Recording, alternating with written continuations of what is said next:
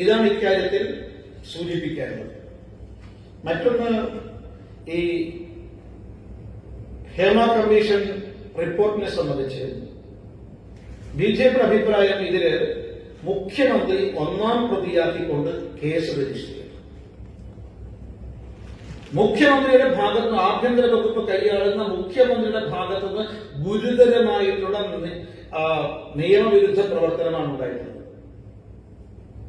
ഇപ്പൊ നമ്മുടെ നമ്മുടെ കേരളത്തിന്റെ സാംസ്കാരിക മുഖമായ സിനിമാ രംഗത്തുണ്ടായ അപജയത്തിന്റെയും ജീർണതയുടെയും ഒരു രൂപമാണ് ഈ ജസ്റ്റിസ് ഹേമ കമ്മീഷൻ റിപ്പോർട്ടിൽ പ്രതിപാദിച്ചിട്ടുള്ളത്.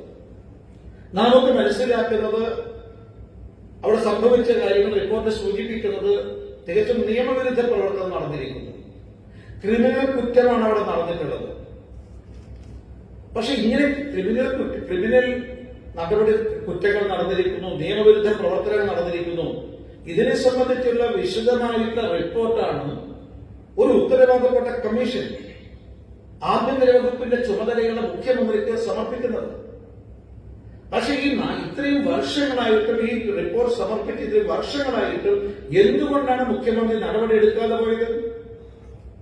നടപടി എടുക്കാതിരുന്ന മുഖ്യമന്ത്രിയുടെ നിലപാട് നിയമവിരുദ്ധമായ ക്രിമിനൽ കുറ്റമാണ്. ഈ റിപ്പോർട്ടിൽ പറയുന്നുണ്ട് ലൈംഗിക പീഡനത്തിന് വിധേയരായിട്ടുണ്ട്.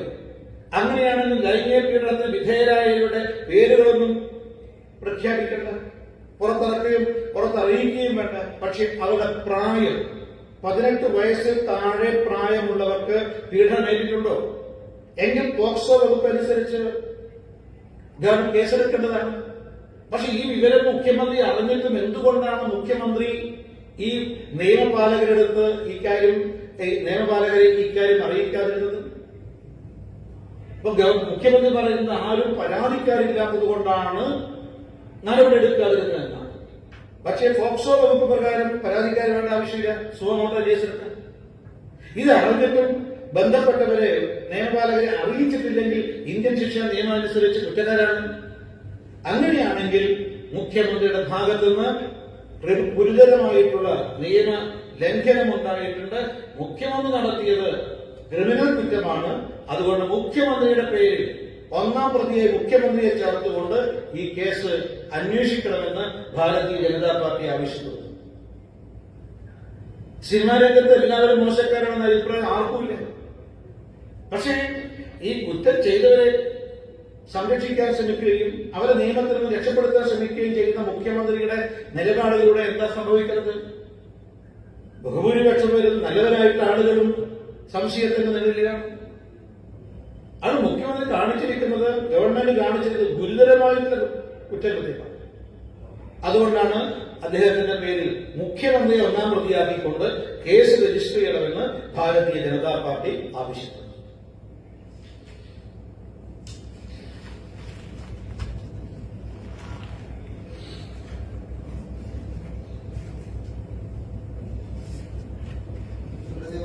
വൈകുമ്പോൾ തന്നെ ദേശീയ ദുരന്തമായി പ്രഖ്യാപിക്കുമോ ഇല്ലയോ എന്നുള്ള കാര്യത്തിൽ തീരുമാനം കേന്ദ്ര സർക്കാരിന്റെ തീരുമാനിക്കുന്നതാണ് സംസ്ഥാനം പറയുന്നത്. കൊടുത്തിട്ടുമില്ല. അല്ല, ഇക്കാര്യത്തിൽ പ്രധാനമന്ത്രി നമ്മുടെ സംസ്ഥാനത്തിലും സംസ്ഥാന സർക്കാരും വ്യക്തമായ ഉറപ്പ് നൽകിയിട്ടുണ്ട്. ഇവിടെ സംബന്ധിച്ച് സമഗ്രമായ സമ്പൂർണമായ റിപ്പോർട്ട് കേന്ദ്ര സർക്കാർ സമർപ്പിക്കുന്ന പക്ഷം കേന്ദ്ര സർക്കാരിന്റെ ഭാഗത്തുനിന്ന് എല്ലാവിധ സഹായങ്ങളും ഈ ദുരിതബാധിതർക്കുണ്ടാവും, കേരളത്തിലുണ്ടാവും. അക്കാര്യം യാതൊരു സംശയമില്ല. പക്ഷെ ഇതേവരെ ഈ സംഭവത്തെ സംബന്ധിച്ച സമഗ്രമായ സമ്പൂർണമായ റിപ്പോർട്ട് കേന്ദ്ര സർക്കാർ സമർപ്പിച്ചിട്ടുണ്ട്. പ്രധാനമന്ത്രിക്ക് നേരിട്ട് ബോധ്യപ്പെട്ട വിഷയമാണ് ഇക്കാര്യം. അപ്പോൾ കേന്ദ്രത്തിന്റെ ഭാഗത്ത് സഹായം പ്രതീക്ഷിക്കുന്നുണ്ട്. ഇപ്പം തുടക്കത്തിൽ ഗുരുതരമായ പാളിച്ച ഉണ്ടായി എന്ന കാര്യം ബിജെപി കേന്ദ്രത്തെ ധരിപ്പിക്കുമോ? പ്രത്യേകിച്ച് ഈ സമഗ്രമായ റിപ്പോർട്ട് കൊടുക്കാത്ത പശ്ചാത്തലം ഇത് സ്വാഭാവികമായിട്ടുണ്ടാകും. പക്ഷെ ഞങ്ങളെ സംബന്ധിച്ച് ഇതിനൊരു ഇതിപ്പം രാഷ്ട്രീയമായ പകപോക്കലോ അല്ലെങ്കിൽ രാഷ്ട്രീയമായിട്ടുള്ള ഒരു പകപോക്കലൊന്നും ഈ വിഷയത്തിലില്ല. മറിച്ച് ഗവൺമെന്റിനെ കൊണ്ട് തെറ്റ് തിരുത്തിക്കാനാണ് ഞങ്ങൾ ആഗ്രഹിക്കുന്നത്.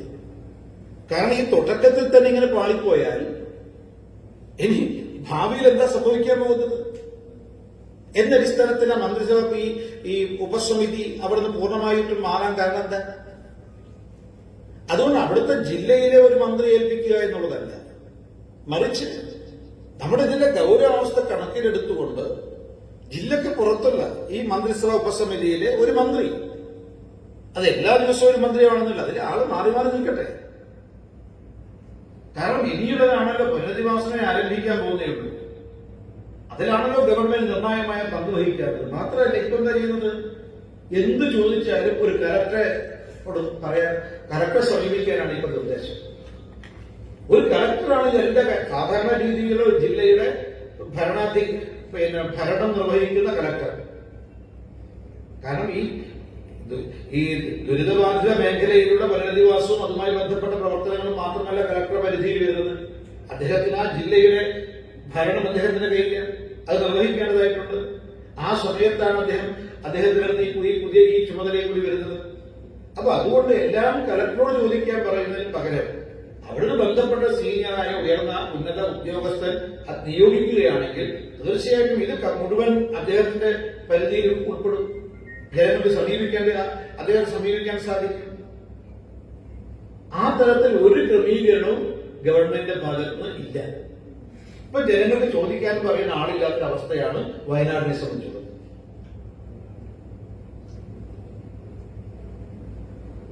നിങ്ങൾ ഈ വിമർശിക്കുന്ന പോലെയുള്ള സമീപനം കാരണം കേന്ദ്രത്തിൽ നിന്ന് ലഭിക്കുന്ന സഹായത്തിലൊക്കെ വ്യത്യാസം അങ്ങനെ പ്രശ്നമുണ്ടാകും? അല്ലല്ല, അതും ഇതും തമ്മിൽ ബന്ധമൊന്നുമില്ല. കേന്ദ്ര ഗവൺമെന്റിനെ സംബന്ധിച്ച് ഈ സംഭവം, ഈ ദുരന്തത്തിന്റെ ബന്ധപ്പെട്ടിട്ടുള്ള എല്ലാവിധ സമഗ്രമായ റിപ്പോർട്ട് കേന്ദ്ര സർക്കാർ സമർപ്പിക്കുന്ന പക്ഷം കേന്ദ്ര ഗവൺമെന്റ് ഭാഗത്ത് എല്ലാ സഹായങ്ങളും ഉണ്ടാകും. എന്താണോ പ്രധാനമന്ത്രി വാഗ്ദാനം നൽകിയത് അത് പൂർണ്ണമായും പാലിക്കും, അക്കാര്യം സംശയമില്ല. ഇത് ഗവൺമെന്റ്, ഈ സംസ്ഥാന സർക്കാരിന്റെ ഭാഗം തിരുത്തേണ്ടതായിട്ടുണ്ട്. കാരണം നേരത്തെ ഞാൻ പറഞ്ഞല്ലോ, ഇത് നമ്മുടെ അനുഭവത്തിലുണ്ട്. ഞാൻ നേരത്തെ പറഞ്ഞല്ലോ, കവളപ്പാറയില് ഈ ദുരന്തം നടന്നിട്ട് 5 വർഷം കഴിഞ്ഞ് ഒരാൾക്ക് പോലും വീട് കൊടുത്തിട്ടില്ല. ആ പാവങ്ങൾ ഇപ്പോൾ ഷെഡിലാണ് താമസിക്കുന്നത്. ആ പാലം നോക്ക് 5 വർഷമായിട്ടും ഒരു പാലം നിർമ്മിക്കാൻ കഴിഞ്ഞിട്ടില്ല, പുനർനിർമ്മിക്കാൻ കഴിഞ്ഞിട്ടില്ല. ഇപ്പോഴും ഈ പാവങ്ങള്, ഈ പട്ടിണി പാവങ്ങള് ചങ്ങാടത്തിലാണ് യാത്ര ചെയ്യുന്നത്. അവർക്ക് ആശുപത്രിയിൽ പോകണമെങ്കിൽ, അവർക്ക് സർക്കാർ ഓഫീസുകളുമായി ബന്ധപ്പെടണമെന്നുണ്ടെങ്കിൽ, അവർ പുറം ലോകവുമായി ബന്ധപ്പെടുന്നുണ്ടെങ്കിൽ മറ്റ് യാതൊരു മാർഗവുമില്ല. എന്നിട്ടാണ് ഇന്നത്തെ ഗവൺമെന്റ് ഇത്രയും മീൻപിടുന്നത്. എത്ര കോടികളാണ് ആ ദുരിതാശ്വാസ പ്രവർത്തനത്തിൽ ആ സമയത്ത് 2019 പ്രളയബാധിത കാലത്ത് ലഭിച്ചിട്ടുള്ളത്? ചെലവഴിക്കാൻ പണം ബാക്കിയാണ്. 245 കോടി രൂപ അന്ന് ലഭിച്ച പണം ചെലവഴിക്കാൻ ബാക്കിയാണ്, ഗവൺമെന്റ് കയ്യിലുണ്ട്. എന്നിട്ടാണ് ഈ ആദിവാസികൾക്ക്, പാവപ്പെട്ടവർക്ക് ഒരു വീട് നിർമ്മിച്ചു കൊടുക്കാറുള്ളത്? ഇതിനെക്കുറിച്ച് മുഖ്യമന്ത്രി മറുപടി നൽകേണ്ടത്. ഇതിനെക്കുറിച്ച് എന്തുകൊണ്ട് കൊടുത്തില്ല? എന്തുകൊണ്ട് പാലം നിർമ്മിച്ചില്ല?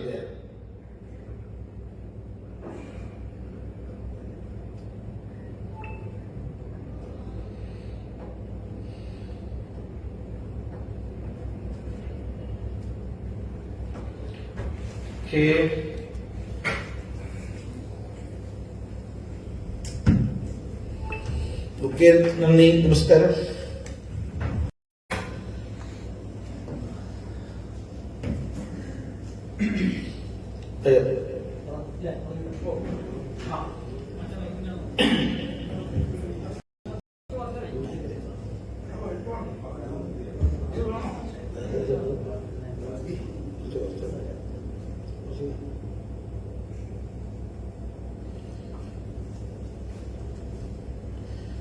വയനാട് പുനരധിവാസം അതിന്റെ ആരംഭത്തിൽ തന്നെ ഗുരുതരമായ പാളിച്ചകളാണ് സംഭവിച്ചിട്ടുള്ളത്.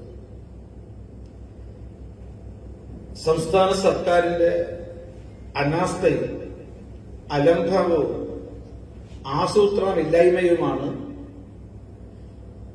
പുനരധിവാസ പ്രവർത്തനം ആരംഭത്തിൽ തന്നെ പാളിപ്പോകാനുള്ള അടിസ്ഥാനപരമായ കാരണം. വയനാട് ദുരന്തം നടന്നിട്ട് 1 മാസം പൂർത്തിയാകാൻ വേണ്ടി പോകുന്നു. രക്ഷാപ്രവർത്തനങ്ങൾ അവസാനിച്ചു. പുനരധിവാസ പ്രവർത്തനമാണ് യുദ്ധകാലാടിസ്ഥാനത്തിൽ ആരംഭിക്കുന്നത്. അതിൽ പ്രഥമ പരിഗണന എല്ലാം നഷ്ടപ്പെട്ടവർക്ക് താൽക്കാലികമായെങ്കിലും കിടപ്പാടം ഒരുക്കുക, വീട് കണ്ടെത്തുക എന്നുള്ളതാണ്. ഇതിലാണ് സംസ്ഥാന സർക്കാർ ദയനീയമായി പരാജയപ്പെട്ടത്. സംസ്ഥാന സർക്കാർ ദുരിതബാധിതരോട് പറഞ്ഞത്, നിങ്ങൾക്ക് വേണമെങ്കിൽ വീട് കണ്ടുപിടിക്കാം, അല്ലെങ്കിൽ സർക്കാർ കണ്ടുപിടിച്ചു തരും. സർക്കാർ കണ്ടുപിടിച്ചു തരുന്നതിന് എല്ലാ സൗകര്യങ്ങളും ഉണ്ടാവും. ഇനി നിങ്ങളാണ് കണ്ടുപിടിക്കുന്നതെങ്കിൽ വീട്ടുവാടക സംസ്ഥാന സർക്കാർ വഹിക്കും. പക്ഷെ ഇപ്പോഴും ഈ പ്രവർത്തനം പൂർത്തിയായിട്ടില്ല. നിരവധി കുടുംബങ്ങൾ ഇപ്പോഴും ക്യാമ്പിൽ തന്നെ കഴിയുകയാണ്. ഈ ദുരിതബാധിതർക്ക് വീട് കണ്ടെത്താൻ ഇതേവരെ സംസ്ഥാന സർക്കാരിന് കഴിഞ്ഞിട്ടില്ല.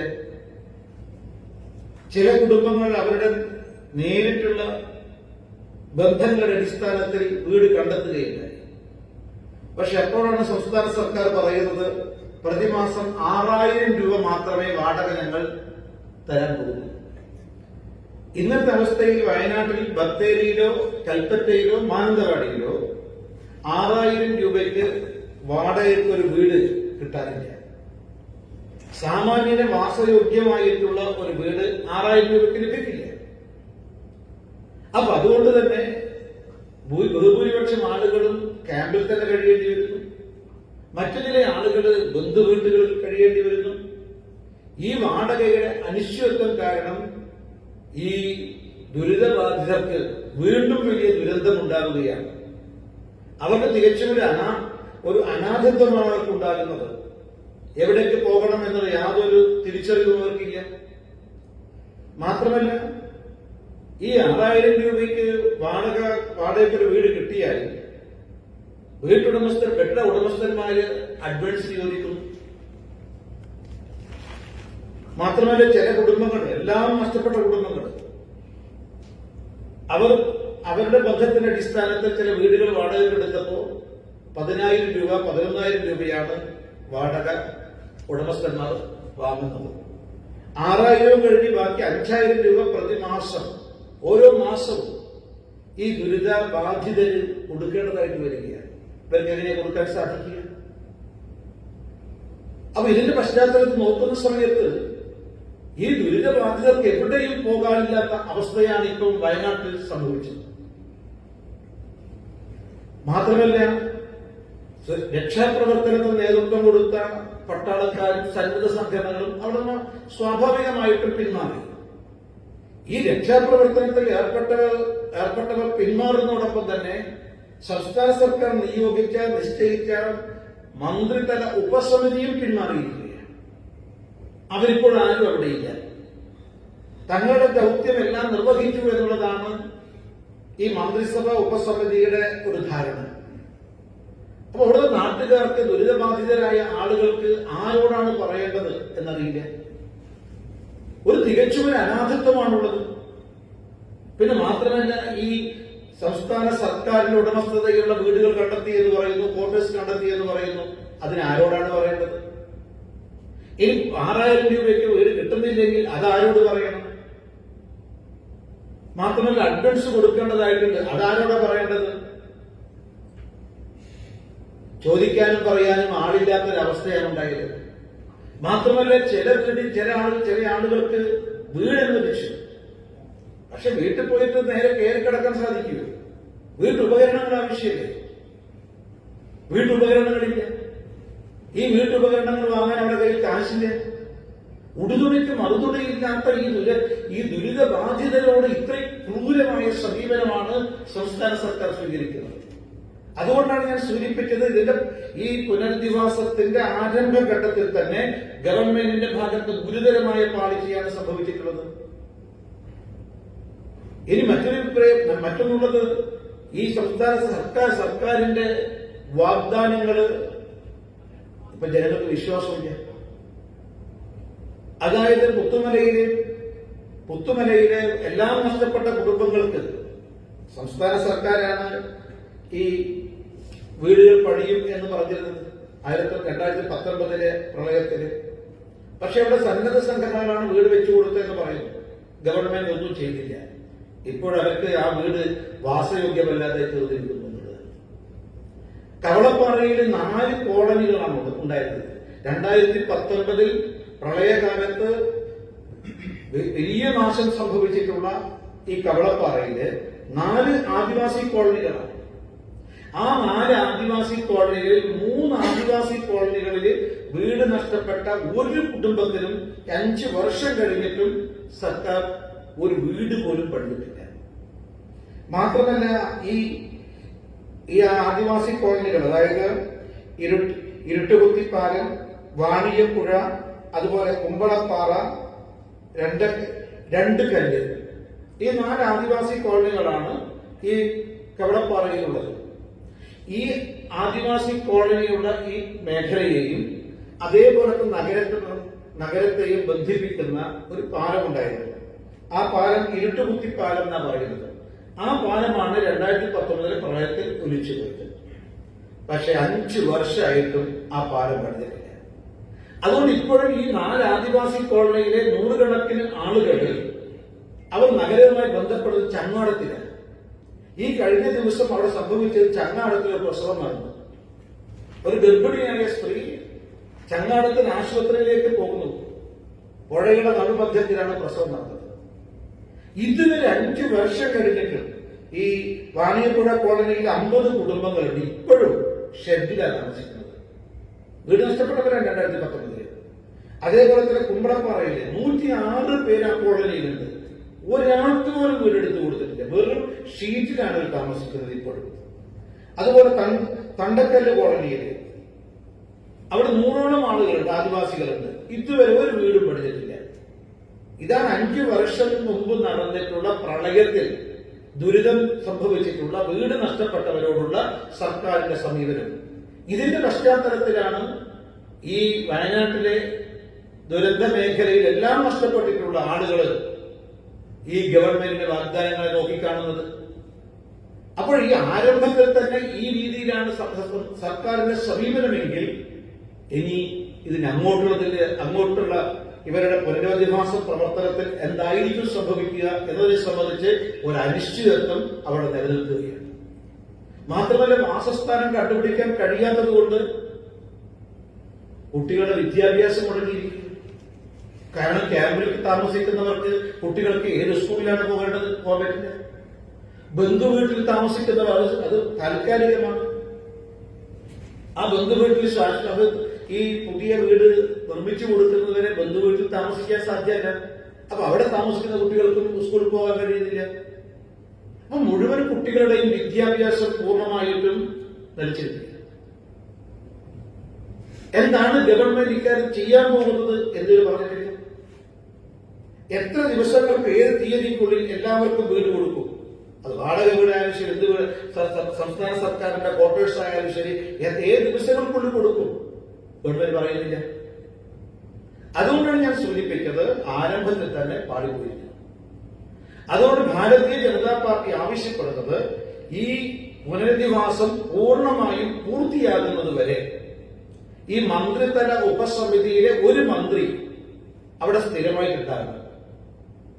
അതേപോലെ തന്നെ ഉയർന്ന ഒരു IAS ഉദ്യോഗസ്ഥനെ ഈ പുനരധിവാസ പ്രവർത്തനം ഏകോപിപ്പിക്കാൻ അവിടെ പൂർണ്ണമായിട്ടും അവിടെ നിയോഗിക്കണം, നിശ്ചയിക്കണം.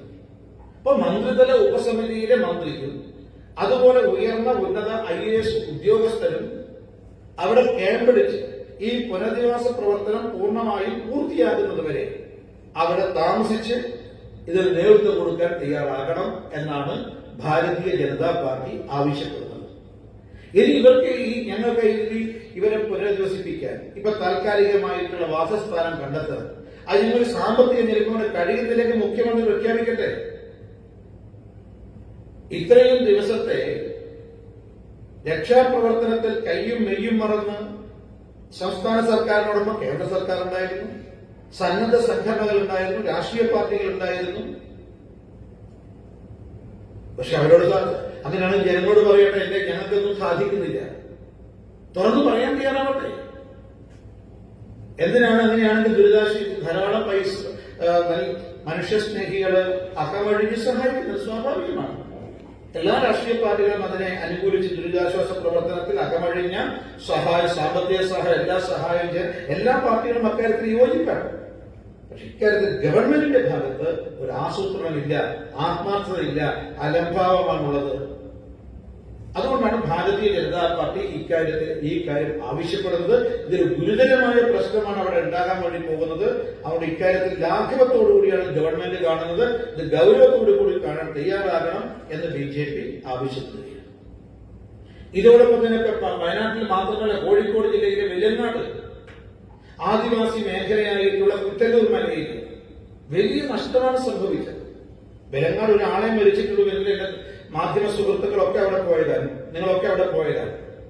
അവിടെ ഒരാളുടെ മരണം മാത്രമേ സംഭവിച്ചിട്ടുള്ളൂ എങ്കിലും അവിടെ ലക്ഷക്കണക്കിന് രൂപയുടെ നഷ്ടങ്ങളാണ് ഉണ്ടായത്. വീട് നഷ്ടപ്പെട്ടിട്ടുണ്ട്, കൃഷി നഷ്ടപ്പെട്ടിട്ടുണ്ട്, എല്ലാം നഷ്ടപ്പെട്ട നിരവധി ആളുകളുണ്ട്. പക്ഷെ ഇതേവരെ അവിടെ ഒരു ധനസഹായവും ഒരു സഹായവും അവിടെ എത്തിയിട്ടില്ല.